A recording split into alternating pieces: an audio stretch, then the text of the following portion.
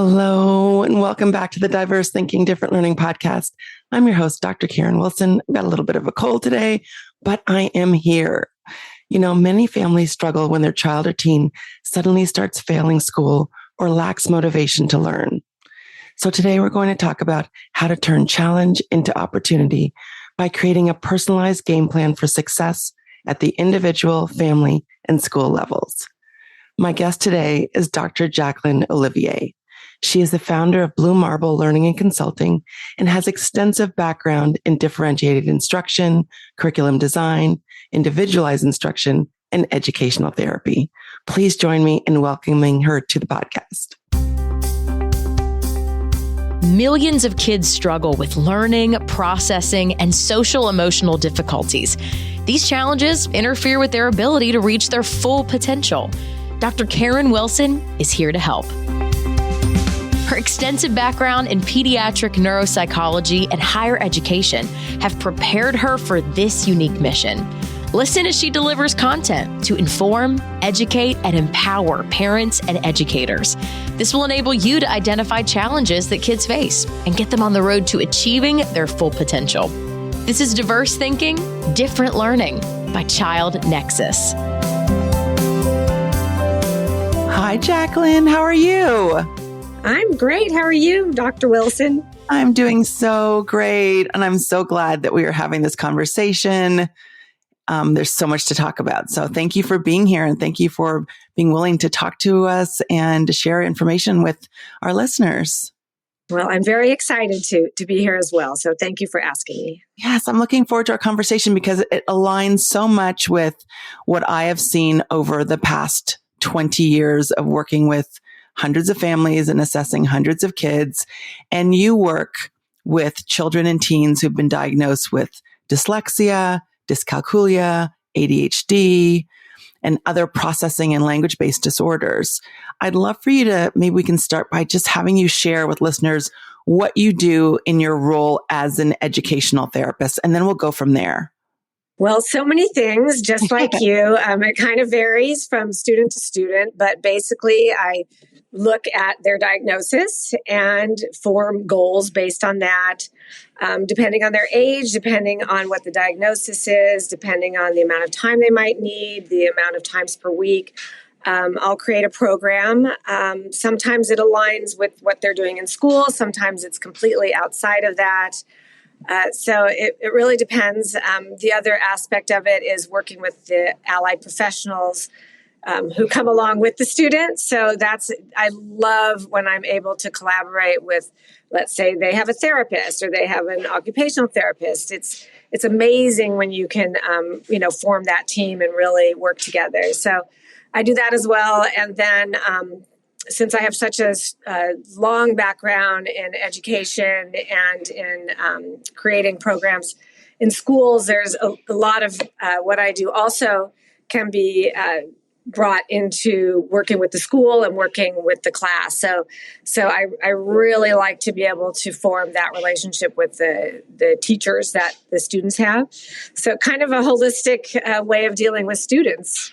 And that's, I know the most effective way of working with students, and that's when you see really the best outcomes, is when those professionals and educators and parents are all working together, to help that child, that student, that teen thrive, and working on different aspects of where they might be struggling, where they might need support. You as an educational therapist play such an important role because you're really helping them to develop skills, and you're helping them to work on areas where they may be weak, where they might be struggle, and helping them to use tools that will help them learn, tools that really take into consideration the unique way their brains are organized. And so I'm a big fan of the work that you do, that educational therapists do, because it really significantly moves the needle for so many students who've struggled for a long period of time. It really does. And it's the natural sort of handoff from what you do too, from the evaluation and that, we'll talk a little bit more about that. But, above all, I think that what I do that really impacts students. I mean, everybody's going to have their different plan, their different types of support, but is helping them to understand who they are as learners and to advocate for themselves and to understand their own beauty of their own brain and to be able to take that into their life and into their educational path and into their career, basically. So this year in particular, I have a lot of seniors who are who have been with me for many years and who have come in complete chaos of their low self-esteem. Parents have had it; they've been depressed, they've been anxious, and then all of them, well, not so many, but all four of them have got early acceptances to the colleges of their first choices, and these are kids who all have learning differences. So that's where the beauty and the why I love what I do so much is seeing that. Absolutely. I mean, you're really changing lives and helping, again, so many students realize their full potential. And oftentimes it's really hard to see where they could be or where they can be when they're struggling. And it's wonderful to see that end of the spectrum where you have them early on and then you see them as seniors and you see them getting ready to transition to adulthood, whether that be in college or a gap year or into the employment workforce. And it's just amazing. It really is. It really is the best job in the world. Maybe if I did what you did, I'd think that was the best job.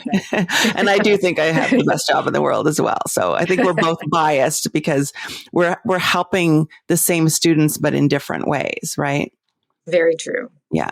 Now you have recently developed a methodology that led you to create an academic success playbook, which provides a roadmap for parents and students to give them hope and understanding of the way forward academically. And I would love to learn more about that and for you to share more information about that, because it reminds me of the idea, and we've talked about it on the podcast before, is that, parents often don't have a roadmap. They don't have a playbook, especially if their kids learn or think differently. They need a completely different playbook than parents whose kids are developing in a typical manner, right? They're developing in a world that was designed for them. But for our neurodivergent kiddos, they are developing in a world that was not designed for them. And their parents, they themselves need a different playbook. And that's exactly right. And I developed it basically, from what I was talking about before, the way I work with students. And I've worked with students in so many capacities in so many years, and especially with families who have students with learning differences. And I've read so many evaluations by professionals such as you, these amazing evaluations, that just shed light onto these kids' brains. And then you give these evaluations to parents, and for a variety of reasons, at that point, there's a gap. There's a gap between receiving that diagnosis and then parents getting the appropriate support they need for their students. And it's for a variety of reasons. And this is what I started noticing over years of working with students, both privately and then when I was in the educational system.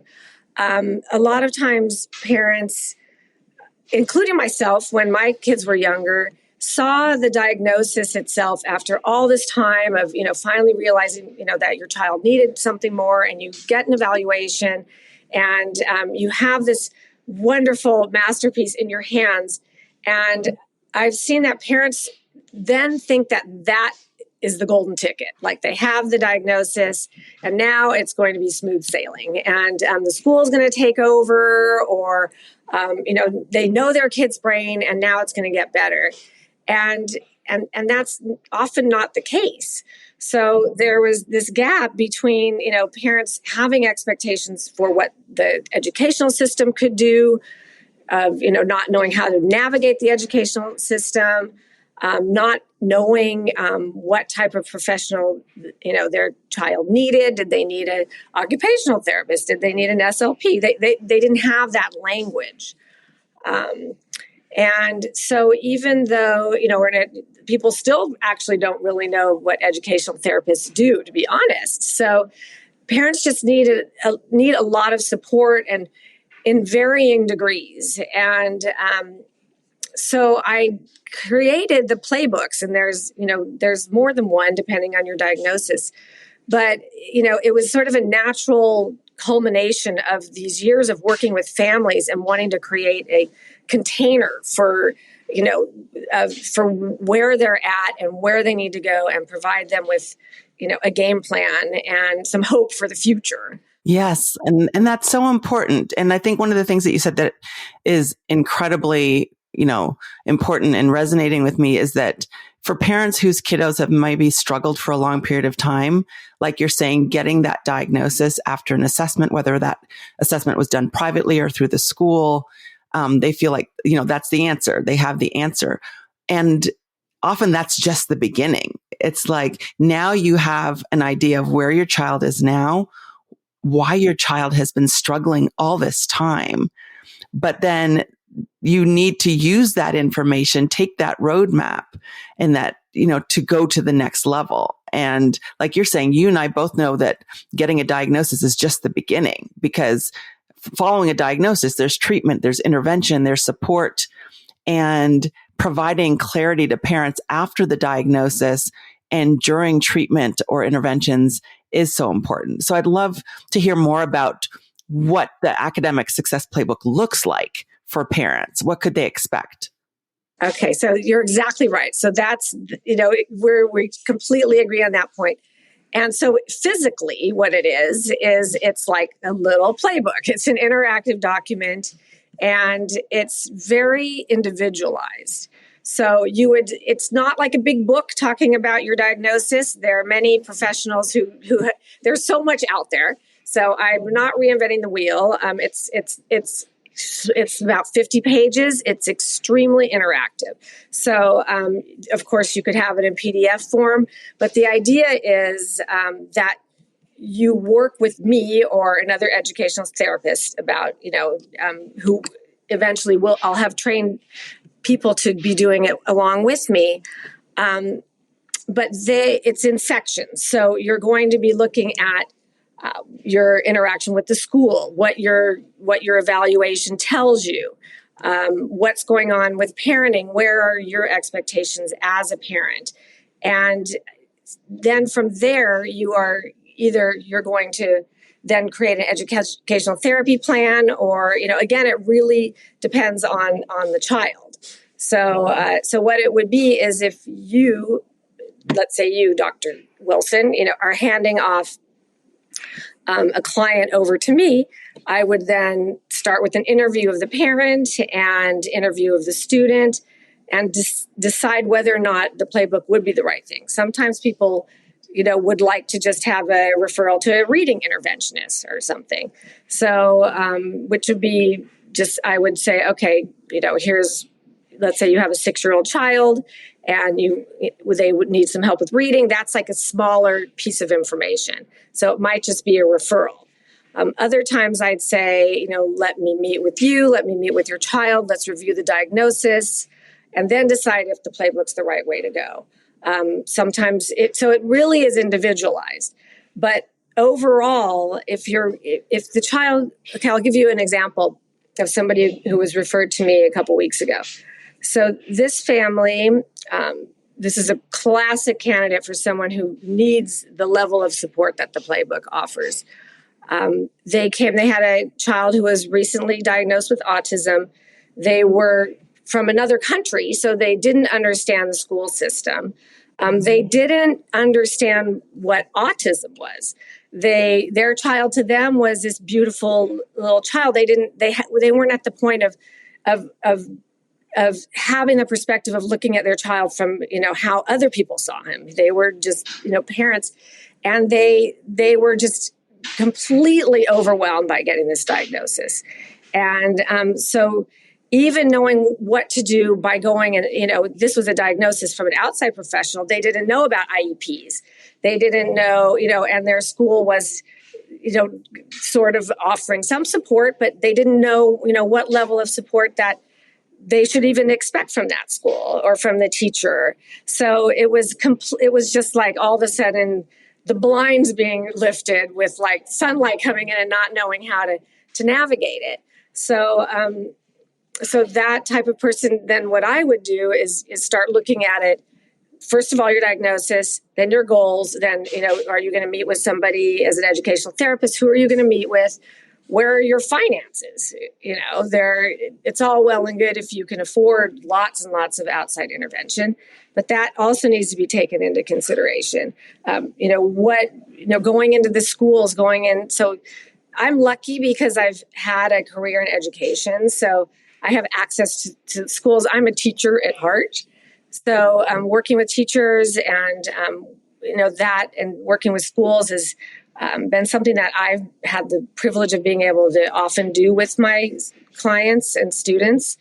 But this particular family, they had no idea, what should they expect from, their teacher, and they didn't know. So that's where like a playbook type of structure would be super helpful. Yeah. And I feel like your skills as an educational therapist, an educator, educational consultant have really perfectly positioned you to take on this task and develop this resource because, you help develop learning specialist programs. You have already in your career provide guidance to schools on how to support individual curricular programs, how to identify students with learning challenges and how to support them. So you've been able to work on like both sides of the table, right? The person who's in the academic environment trying to figure out how we can provide the resources these students absolutely need to help them thrive. And then working with the families and the student themselves to develop the tools and skills they need to thrive in that environment. And so it just feels like you are, just, again, well positioned to be able to understand both the educational environment and the needs of the student. And that really speaks to your understanding of how important the environment is. I think you talk about, an environment assessment, and knowing what resources are available to the family and what they can expect. That's such an important piece as well. It's true. And I am very lucky that I've had the experiences I have. And yet also working with all the other experts and having the resources of them is huge. For example, your classes, Dr. Wilson, that's like a perfect thing that I would put in the Academic Success Playbook. If the parent wanted to become more knowledgeable about about their child's diagnosis.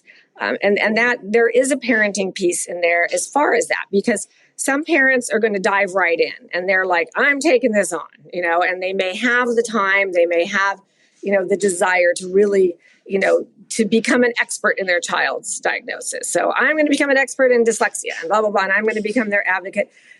Parents like that are, that's amazing that they want to do that. Other parents, you have two parents working, they can barely get it together to get their child home in time for, their reading specialist. Everybody's different. There's no judgment, So part of it is looking at where, what you do as a parent and how much do you want to take on? How much do you want a professional to take on? How much does your child need? And so there is that part of it as well. And who is the team of the, and what are the resources? So, and part of the playbook, I offer some resources, but there's millions. We're oversaturated with resources. We're oversaturated. So this is sort of a step back, and it's much more clean and concise. And then if parents want to go to specific areas of diagnoses or of expertise, then there are lots of books, lots of websites, lots of resources. But it depends on the parent, and so that's part of it too. There is yes, the educational part, and also parents having their own biases about their own kids' diagnosis or what their kids should be in terms of language they might use. I hear a lot of parents, oh, he can do it. He's just being lazy. Okay, no.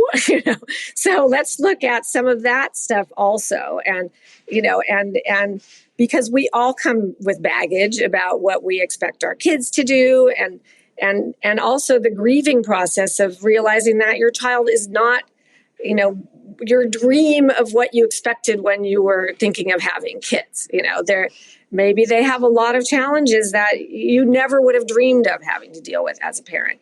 So it's like, let's really, honor our kids for who they are, and look at their strengths, look at their diagnosis, look at everything in there, and look at, coming at where we want them to go through their strengths and through who they are. So there's a lot of pieces in it. Maybe I'm going off track a little bit, because it's not a prescriptive type of document, but it is something that working with parents, there is an aspect of looking at the home, what we can do as parents to create a really positive environment for our neurodivergent child, and so there's a lot in there with that too, if the parents are interested in that. So it's, and most of them are, and most of them, a lot of parenting tips or suggestions are really things that we've just done before as parents, and know that works, or done as teachers, or know that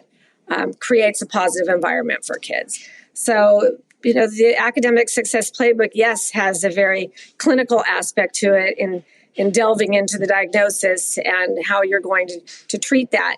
And it also has the aspect of, okay, parents, let's, what is your role in this, and then, and also the school role isn't to go marching into the school and demanding this, that, or the other. Teachers I have the hugest respect for teachers. I am a teacher. There are a lot of teachers that I know whose classes I could never go in and teach. There's no way, they're just amazing. And they know the kids in their classes who are struggling. But they can't offer, in a class of 20 kids, they can't offer all that child needs. You have an IEP, your IEP gives you your accommodations, and those are, the accommodations are basically going to be, best case or best practices. Every child should be close to the teacher. Every child should have, extra time taking a test in a quiet environment if they need it, So a lot of the accommodations, really ultimately best scenario is that they're already built into the class.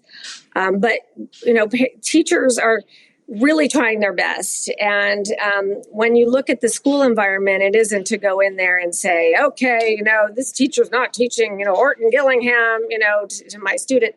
It's not that at all. It's to be able to have an understanding of what you should expect in that particular environment. And, really just kind of having a little awareness of it, but not an overwhelming,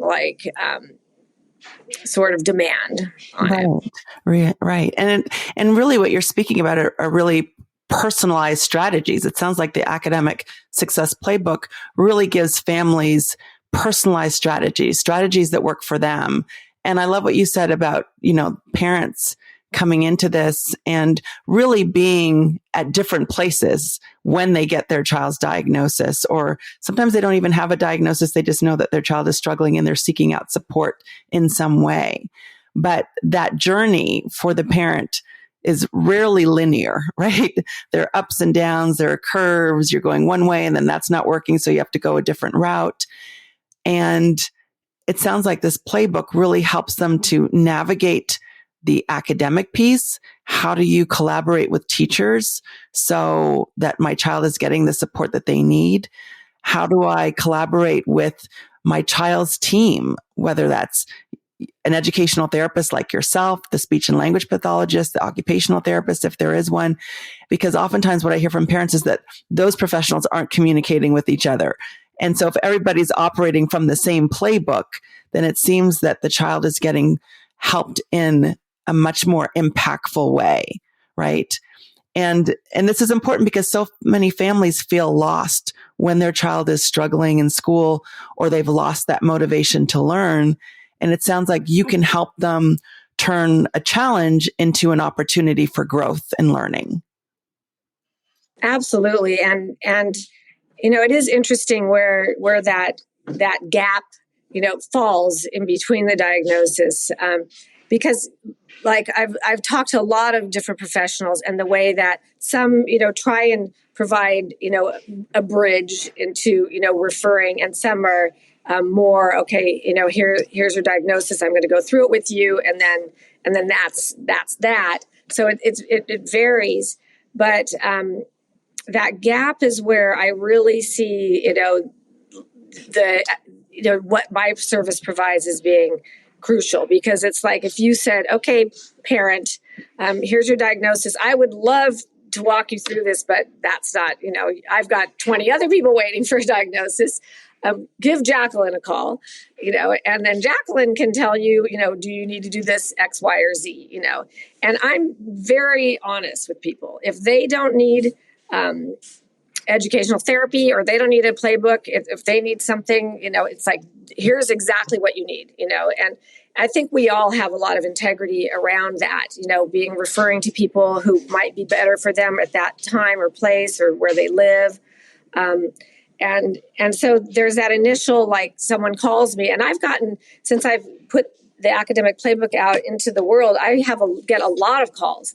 And some people I've taken on as therapy clients. Some people I've done the Academic Playbook for, and others I will be like, you know what, do this. And then if you run into trouble, call me again, or go to this person. Or so I have a huge referral base. And so if anybody would like to be on my referral list, I love referrals.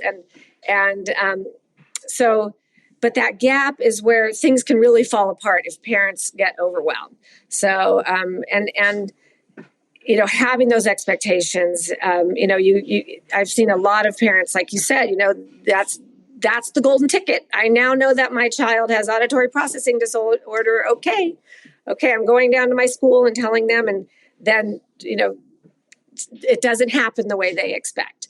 Or they're at a school that maybe, is for children who are, maybe the school's the wrong fit. We've seen that, in the independent school world, where somebody who super high energy has trouble, impulse control, and they're in a school where they're expected to be sitting for, a long time, a very structured environment. So, you look at that as well. And also if there's that disconnect, maybe this child can switch schools, but maybe they can't. So what do you do in that situation?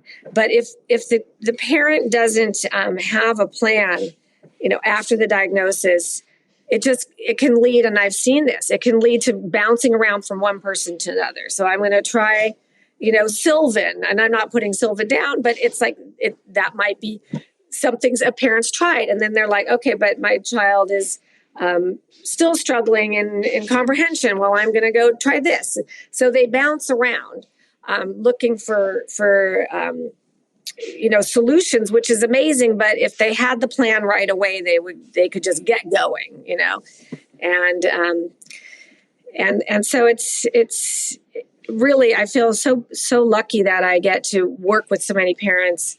I've had many years. The older you get, the more, the longer your career is, and the more opportunities you get to learn and just see so many different brains, so many different kids, and really to look for the path for them, look for the roadmap that really is going to most impact them the quickest. Right. And it's really important for, psychologists like myself who do assessments where we are, doing a deep dive into a child's strengths, weaknesses, giving a diagnosis if that's appropriate. And at the end of that process, that assessment process, being able to hand that family off to professionals are going to take good care of that family is so important. It's critical because there's no point in doing a full assessment if there's not going to be impactful intervention and support after the diagnosis, right? The whole reason you do an assessment is to better understand why a child's struggling. So you have a plan for moving forward in terms of how to support them. So knowing that we can connect families with professionals like yourself who can help that child further develop their strengths, who can help them develop strategies to address areas of weakness, is everything. It's everything. And that's how kids get from the point of struggle to what you were saying before about, getting those acceptance letters to colleges if that's something that they want to do. And oftentimes it's really hard to see how they will get there. And you're really providing a roadmap about how to go from identifying what the struggle is to seeing that light at the end of the tunnel. It's never at the end because there's never an end. It's an ongoing journey. That's true. And that's exactly why I developed them, for that reason, because it kept niggling at me. Like, there's this gap. Why is it that, the diagnosis was, 2 years ago and they've just found me, or there's a lot of really amazing professionals out there. And some people are lucky. They hit the nail on the head right away. They find somebody amazing, and then others don't. And then, and then professionals also, I talked to so many, when I was developing this to see, hey, is this something that you feel is important? And somebody said, you should open a center in the middle of the city and like hundreds of people will come because everybody needs this. Right. And overwhelmingly people felt the same way that you just said. You spend a lot of time really delving into these, a child's brain and all of their strengths. And to me, when I read a report from you or from some of the other amazing professionals out there, I'm like, wow, this kid, wow, look at this. Who would have known? Look at this. And then people have told me they give it to the person and then they don't know, what happens or it could be capitalized on, and that's what the roadmap does. The playbook does it. It capitalizes and also like you were talking about kids' strengths. To use the kids' strengths to then address the challenges and also to make parents aware of this. And because oftentimes students who maybe in one environment, are thought to maybe be lacking in something, these are the most amazing kids of all. Absolutely. And for kids to not realize how amazing they are, and go bouncing around, struggling is just not, not okay. Right. And I think that's part of our job, is to not just say, oh, this is why you're struggling. That's important, but this is also why you're so amazing, right? We want them to hear that and know that as well. And, like we've been saying throughout this conversation, getting a diagnosis is just the beginning. And the work that you do, Jacqueline, is critical for building on a student's strengths and, again, providing them with strategies to support and address challenges. And, if listeners want to learn more about the Academic Success Playbook and your work at Blue Marble Learning Consulting, what is the best way for them to connect with you? Because I just feel like there's so many families who could benefit from the services that you provide and how you help them. Thank you. I really appreciate that. I would love for people to email me, or they could call me. My email is bluemarbellc@gmail.com. Perfect. And we will be sure to put a link to your website in the show notes, as well as your email address. So thank you so much, Jacqueline. Thank you so much for being here. It's such a pleasure to connect with you, to talk about how to support the kiddos who learn and think differently. Do you offer support in person or remotely, or both? I want to make sure I answer that question as well. Mostly remotely. Okay. Because I live kind of off the beaten track down in Palos Verdes Estates. So it is a little bit further for the LA crowd. So I do, but I also, if people do want in person, I do have people who work for me who I will send in person. Wonderful. And one of the reasons why I'm asking is because we do have a lot of listeners from all over the world. And so to know that you have services that you offer remotely is really important to them. So thank you again for being here, and thanks for what you are doing with this playbook. Thank you so much. Thanks for inviting me, and I really enjoyed it. Thank you so much for joining me today, my friends. Be sure to check out the show notes to learn more about the Academic Success Playbook, the mini courses that we offer at Child Nexus, and to get on our email list. I will see you next time. Thanks for listening to Diverse Thinking, Different Learning by Child Nexus. For more resources, visit us online at childnexus.com.